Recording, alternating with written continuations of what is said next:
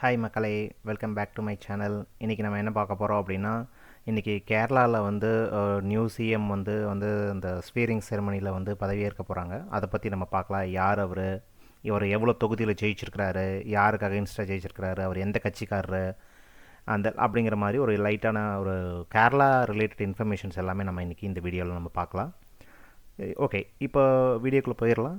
இப்போ இதில் கேரளாவில் இன்றைக்கி வந்து புதிய சிஎம் யார் அப்படின்னா, அவரோட பேர் என்ன அப்படின்னா பாருங்கள், விடி சதீசன் அப்படிங்கிறவர் தான் வந்து இன்றைக்கி வந்து கேரளாவில் வந்து முதல்வராக இருக்க போகிறாரு. அவர் வந்து காங்கிரஸ் கட்சிக்காரர். அவங்க வந்து அவங்க ஜெயித்த அந்த தொகுதி பாருங்கள், அவர் அந்த ஜெயித்த தொகுதியோட பேர் வந்து பாராவூர்.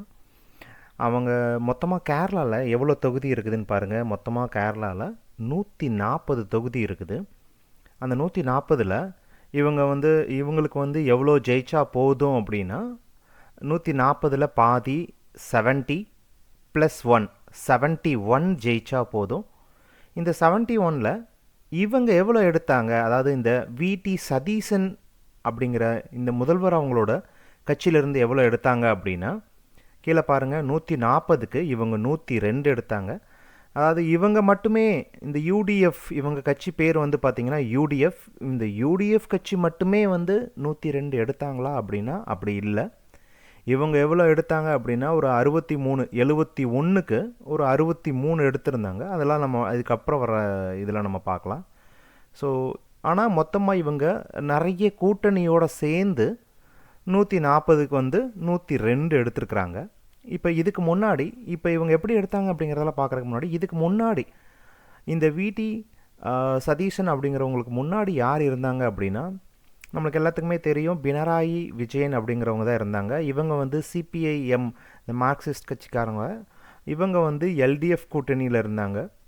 இப்போ ஜெயிச்சிருக்கிறவங்க வந்து பார்த்திங்கன்னா அவங்க வந்து யூடிஎஃப் கூட்டணி. இப்போ இதுக்கு முன்னாடி இருந்த இவங்க வந்து எல்டிஎஃப் அவங்களோட கூட்டணியில் இருந்தவங்க. இந்த பினராயி விஜயன் தான் வந்து லாஸ்ட்டு 10 இயர்ஸ் 2016லேருந்து 2026 வரைக்குமே வந்து இவங்க தான் வந்து ஆட்சியில் இருந்தாங்க. இந்த ரெண்டாவது முறை வந்து இவங்க தான் வந்து இந்த கொரோனா டைமில் எப்படி இங்கே நிறைய நம்ம தமிழகத்தில் நிறைய முதல்வர்கள் வந்து மாஸ்க்லாம் போட்டுட்டு வந்து பொறுப்பு எடுத்துக்கிட்டாங்களோ, அதே மாதிரி பதவியேற்புல கலந்துக்கிட்டாங்களோ, அதே மாதிரி இவங்க இதுலேயும் வந்து அந்த மாதிரி கொரோனா டைமில் 2021 ரெண்டாவது முறையாக இவரே வந்து இருந்தார். ஓகே, இப்போது இவர் டைமில் கடந்த முறை வந்து இவர் வந்து 140க்கு வந்து 71 வந்து இவர் வந்து பெற்று இவர் வந்து எல்டிஎஃப் சார்பாக வந்து லாஸ்ட்டில் இருந்தாங்க. இப்போ இவங்க வந்து ரிசைன் பண்ணிட்டாங்க. இவங்கள வந்து இப்போ புதுசாக பதவியேற்க போகிற இந்த விடி சதீசனுங்கிற வந்து 2 நாளைக்கு முன்னாடி போய் வந்து மரியாதை நிமித்தமாக வந்து மீட் பண்ணாங்க. இவர் வந்து இப்போ அவுட் கோயிங் சிஎம்னு சொல்கிறாங்க. ஓகே, இப்போ புதுசாக வரப்போகிற இந்த சிஎம் பாருங்கள், இவர் வந்து இப்போ கேரளாவில் இவர் வந்து எத்தனை தொகுதி இருக்குது அப்படின்னா, நான் இதுக்கு முன்னாடி சொன்ன மாதிரி 140 இருக்குது. மெஜாரிட்டிக்கு 140ல் பாதி 70 + 1, இந்த 71 இருந்தால் போதும். இந்த விடி சதீசனுங்கிற வந்து எந்த கட்சியில் அப்படின்னா, இவர் வந்து இந்திய தேசிய காங்கிரஸ் கட்சி. இவர் வந்து நம்மளுடைய ராகுல் காந்தி அவங்களுடைய கட்சி. இவர் பதவியேற்பு விழாவில் அவர் வந்து தான் வந்து பதவியேற்பு விழாவை நடத்த போகிறாரு. அதே மாதிரி அந்த டீட்டெயில்ஸில் நம்ம கடைசியில் நம்ம பார்க்கலாம். இவர் கட்சி சார்பாக இவர் வந்து வெற்றி பெற்ற மொத்த தொகுதிகள் வந்து பார்த்திங்கன்னா 63. ஆனால் இவரோட கட்சி வந்து நிறைய கட்சிகளோட கூட்டணி இருக்கிறதுனால இவர்களுடைய கூட்டணியோட எண்ணிக்கை வந்து பார்த்திங்க அப்படின்னா 102, 140 எடுக்க வேண்டிய இடத்துல 102.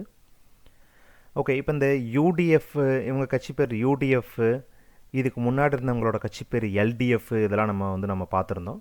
இந்த யூடிஎஃப் எல்டிஎஃப்னா என்ன, அதே மாதிரி இங்கே பாருங்கள், இது எல்லாமே இப்போது நடைமுறையில் இருக்கிற கேரளாவில் இருக்கிற கட்சிகளுடைய பெயர்கள்.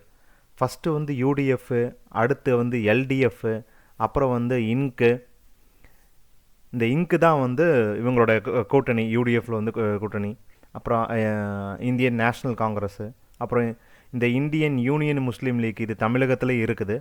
அப்புறம் KEC Kerala Congress, KECJ Kerala Congress Jacob. அப்புறம் வந்து லாஸ்ட்டு டைம் சிஎம்மாக இருந்தவங்களோட கட்சி இது community party of India Marxist, CPI M, CPI இந்த சிபிஐஎம்ங்கிறவங்க தமிழ்லேயே இருக்கிறாங்க. தமிழுக்கு வந்து நம்ம முதல்வர் விஜய் அவர்களுக்கு வந்து சப்போர்ட் பண்ணியிருக்கிறாங்க. அப்புறம் வந்து பிஜேபி, அது உங்களுக்கு எல்லாத்துக்குமே தெரியும். அடுத்து வந்து என்டிஏ, ஆர்எஸ்பி, ஆர்எம்பிஓஐ, சிஎம்பிகேஎஸ்சி, அப்புறம் வந்து லாஸ்ட்டில் வந்து ஆர்ஜேடி, அப்புறம் வந்து இண்டிபெண்டன்ட் கட்சி, சுயேட்சையாக நிறைய பேர் இருக்கிறாங்க. இந்த மாதிரி ஒரு 15 கட்சி. அங்கே வந்து பார்த்திங்கன்னா கட்சிகளோட எண்ணிக்கை நிறைய இருக்கும்.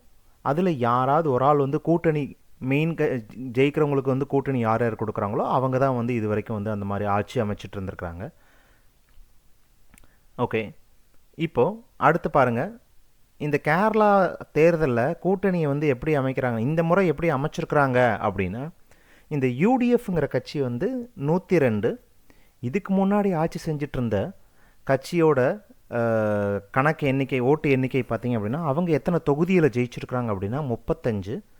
அப்புறம் தமிழகத்தை போல் பிஜேபி கேரளாவிலும் கொஞ்சம் சற்று குறைவாக இருக்குது, அது வந்து 3.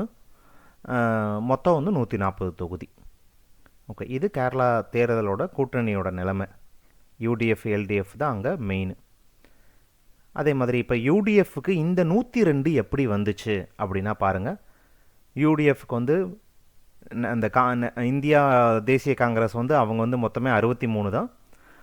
அந்த 63 கூட வந்து நம்மளோட ஐயுஎம்எல் 22, தேசிய காங்கிரஸ், ஆர்எஸ்பி இவங்கெல்லாம் சேர்ந்து வந்தது தான் வந்து 102.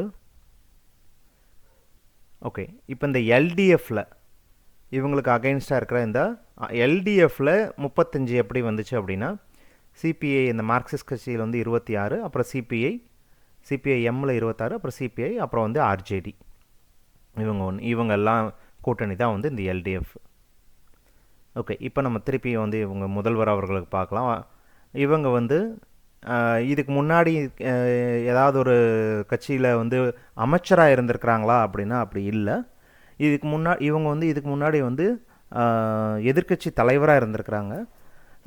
போன முறை ஜெயிச்ச பினராயி விஜயன் அவர்களுக்கு எதிர்க்கட்சி தலைவராக இருந்திருக்கிறாங்க.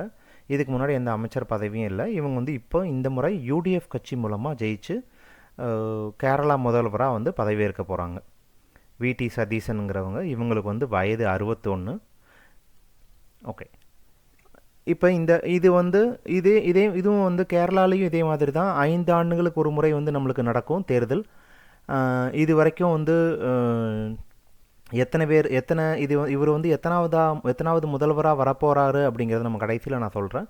இப்போ யூடிஎஃப்க்கு வந்து இப்போ 102 தொகுதி ஜெயிச்சிருந்தாலும் இம்மிடியட்டாக இவங்களால் வந்து பதவியேற்பு விழாவில் வந்து அமைக்க முடியல. நிறைய பிரச்சனைகள் இங்கே இருந்துச்சு. இந்த மாதிரி யார் தலைவராக தேர்ந்தெடுக்கிறது, இந்த மாதிரி நிறைய பிரச்சனைகள் இருந்துச்சு. அப்புறம் இதெல்லாம் ப்ராப்ளம் இருந்ததுனால ஆளுநர் வந்து இன்னுமே வந்து கொஞ்சம் நாள் அவகாசம் கொடுத்துட்டே இருந்தாங்க. அதே ஆளுநர் தான், அதாவது நம்ம தமிழக முதல்வர் விஜய்க்கு வந்து பதவி பிரமாணம் செய்து வச்ச அதே ஆளுநர் தான் வந்து கேரளாவுக்கும் நம்மளுக்கு வந்து பதவி பிரமாணம் வந்து செஞ்சு வைக்க போகிறாங்க இன்றைக்கி. இப்போ அந்த தலைவர் வந்து தேர்ந்தெடுக்கிறது, அப்புறம் வந்து கூட்டணி கட்சிகளாக இது, அப்புறம் வந்து எல்லாரோட லெட்ரு, அந்த 102 பேரோட லெட்ரு வாங்கி கொடுக்கறது, அது டிலே பண்ணினது, அப்புறம் வந்து ஆளுநர் வந்து அரசமைக்க வந்து அவர் கூப்பிடுறது, அந்த மாதிரி அதில் டிலே பண்ணினது, அப்புறம் வந்து நிறைய கட்சிகள்லையோ நிறைய தொகுதிகளில் வந்து திருப்பி எங்களுக்கு வந்து இதில் வந்து ரீஎலெக்ஷன் வேணும் அப்படின்னு சொல்லி கேட்டிருந்தாங்க, அந்த பிரச்சனை. அப்புறம் வந்து இந்த மாதிரி சின்ன சின்ன பிரச்சனைகள்னாலேயே வந்து இந்த யூடிஎஃப், இந்த முறை கூட்டணியில் ஜெயிச்ச யூடிஎஃப் அப்படிங்கிற கட்சிக்கு வந்து இம்மிடியட்டாக அவங்க பதவியேற்பு விழா நடக்காமல் தாமதப்படுத்துறதுக்கு இதுதான் காரணம். ஓகே, இப்போ தமிழகத்தில் எப்படி வந்து நம்ம வந்து சி ஜோசப் விஜய் எனும் நான் அப்படின்னு சொன்னாங்களோ அதே மாதிரி தான் இன்றைக்கி வந்து விடி சதீஷன் ஆகிய நான் அப்படின்னு சொல்லி ஆரம்பிக்கிறதுக்கு வாய்ப்பு இருக்குது. கடந்த முறை பினராயி விஜயன் ஆகிய நான் மட்டும் சொல்லிவிட்டு அதுக்கப்புறம் வழக்கம் போல் இந்திய அரசியலமைப்பு சட்டம்படி அந்த மாதிரி சொல்ல ஆரம்பிச்சிட்டாங்க. ஓகே, இப்போ இன்றைக்கி இந்த பதவியேற்பு விழா பாருங்கள், இன்றைக்கி தான் நடக்குது. இது வந்து எங்கே நடக்குது அப்படின்னா கேரளாவோட தலைமையகம் வந்து இது திருவனந்தபுரம். அங்கே வந்து இந்த இந்திய தேசிய காங்கிரஸ் கட்சி சார்பாக யூடிஎஃபோட கூட்டணியில் 102 வாக்கு வித்தியாசத்தில் ஜெயிச்சதுனால இவங்க வந்து 102 தொகுதியில் ஜெயிச்சதுனால ஓகே இப்போ இவங்க எவ்வளோ வாக்கு வித்தியாசத்தில் ஜெயிச்சிருக்கிறாங்க அப்படின்னா 78,000 வாக்கு வந்து இவங்க ஜெயிச்சிருக்கிறாங்க 20,000 மார்ஜினில். அதனால தான் இவர் வந்து இவரோட தொகுதியில் காங்கிரஸில் 63 பேத்தில் இவரும் ஒரு ஆள். ஓகே இப்போ இந்த மாதிரி வேறு யாராவது நம்ம தமிழகத்தில் இந்த ஸ்ரீநாத்துங்கிறவங்க தூத்துக்குடி தொகுதியில் ஜெயித்தாங்க. அவங்க வந்து எனக்கு தெரிஞ்ச ஒரு ஒரு நடிகர் வந்து ஜெயிச்சு வந்திருக்கிறாங்க. அந்த மாதிரி இவங்க இதுலேயும் கேரளாலையும் நடிகர்கள் யாராவது ஜெயிச்சு வந்திருக்கிறாங்களா அப்படின்னு நான் வந்து பார்த்தேன். அப்போ வந்து ஒரு 4 பேர் வந்து நின்றுருந்துருக்குறாங்க தொகுதியில். 4 பேரில் வந்து ரமேஷ் பிசாரடி அப்படிங்கிறவங்க மட்டும்தான் வந்து ஜெயிச்சிருக்கிறாங்க. இவர் ரீசெண்டாக வந்து இந்த ஜெயராமோட ஆசைகள் அப்படிங்கிற ஒரு படத்தில் நடிச்சிருந்துருப்பார். ஓகே இப்போது இவர் வந்து ஒரு காமெடி நடிகர். அந்த ரமேஷ் பிசாரடிங்கிறவர் இவர் வந்து இந்த 2 படம் டைரக்ட் கூட பண்ணியிருக்கிறாரு. மம்முட்டியை வச்சு ஒரு படம் டைரக்ட் கூட பண்ணியிருக்கிறாரு. ஓகே அது அந்த படம் பேர் அது கங்காந்தரவன் சொல்லுவாங்க. ஓகே இப்போது இவர் வந்து இப்போ வந்து இந்த பினராயி விஜயனுக்கு அப்புறம் இந்த விடி சதீஷன் அப்படிங்கிறவர் வந்து இன்றைக்கி திருவனந்தபுரத்தில் பதவியேற்பு விழா வந்து நம்மளுக்கு பதவியேற்பு விழாவில் வந்து கலந்துக்கிட்டு அவர் வந்து நம்மளுக்கு வந்து இதுக்கப்புறம் கேரளா முதல்வர் வந்து இருக்க போகிறாரு. இதில் இந்த காங்கிரஸ்லேருந்து இந்த காங்கிரஸ்லேருந்து ராகுல் காந்தி அவங்க வந்து பதவியேற்பு விழாவுக்கு வர்றாங்க. இதே இதில் வந்து தமிழக முதல்வர் விஜய் அவர்களுக்கும் வந்து அழைப்பு வந்திருந்துருச்சு. ஆனால் வந்து விஜய் அவர்கள் வந்து பங்கேற்கவில்லை. அதுதான் வந்து தற்போதைய நியூஸு. ஓகே மக்களே, சேனலை சப்ஸ்கிரைப் பண்ணாதவங்க சப்ஸ்கிரைப் பண்ணிக்கோங்க. அடுத்த வீடியோவில் பார்க்கலாம்.